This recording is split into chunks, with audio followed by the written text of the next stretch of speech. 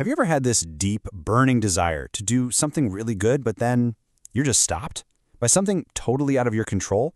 Well, today we're going to dive into that exact feeling through this profound idea called spiritual communion. We're going to uncover what it's all about through this short, really powerful story about devotion, obstacles, and, well, some pretty unexpected mercy. So our story kicks off with this incredibly raw, heartfelt plea. It's the voice of someone who just wants to connect so badly, but they feel like they're not ready or not worthy.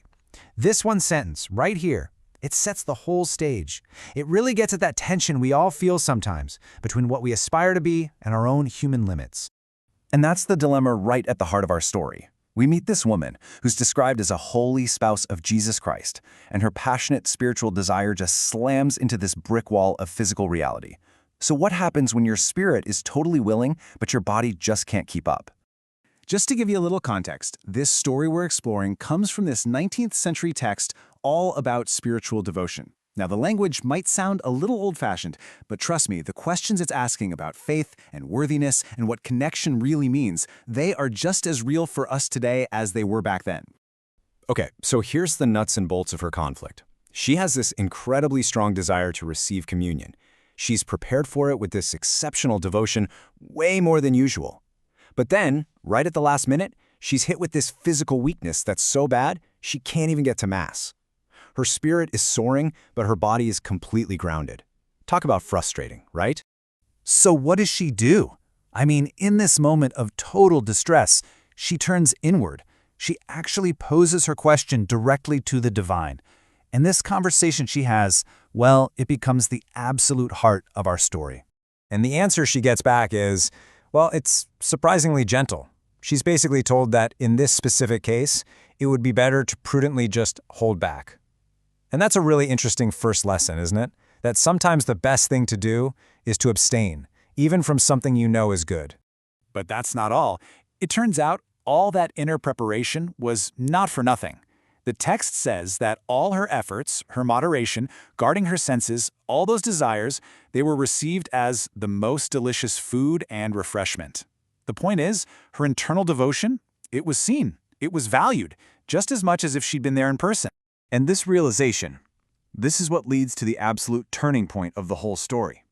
Her simple, heartfelt desire for this spiritual communion is about to be met with this incredibly powerful, transformative experience, a direct revelation.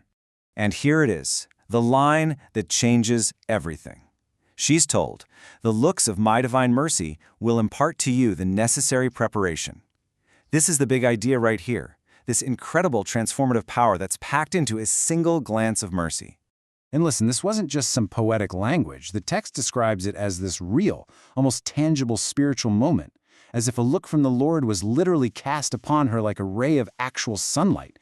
It was a moment of profound, direct connection.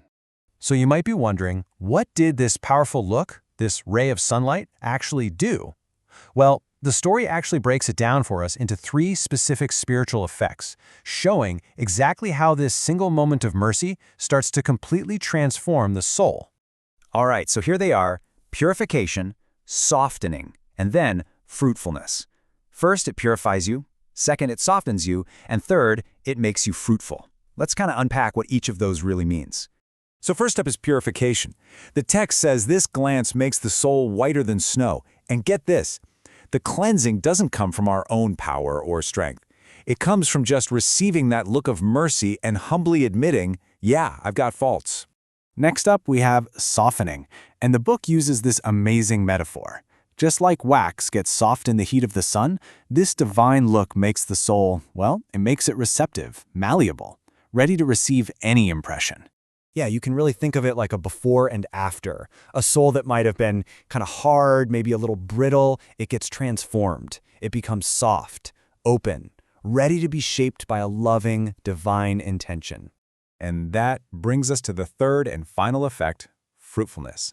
See, once a soul is clean and soft, it's ready to actually produce something beautiful. That look of mercy makes it fruitful, causing it to just blossom with all these different flowers of virtue, kind of like how the sun ripens all different kinds of fruit on a tree.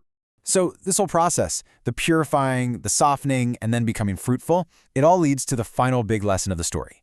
It's about finding this hidden treasure. and it totally redefines what it even means to be worthy in the first place. And then the text poses this incredible question. Who's really more worthy?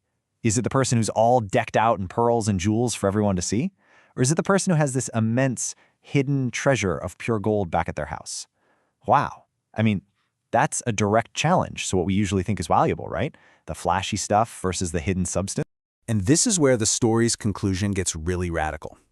It says that a person who chooses to abstain from a physical act, out of love, out of obedience, but connects spiritually with a totally pure heart, that person can actually end up receiving an even bigger blessing.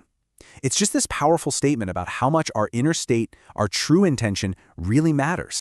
So in the end, this whole story is really pushing us to look past the surface, past the outward acts and rituals. It's telling us that our real spiritual wealth, that hidden treasure, it's found in our intentions and our desires and in just being humbly open to mercy. So I'll leave you with this to think about. What's the hidden treasure that you're cultivating in your own life?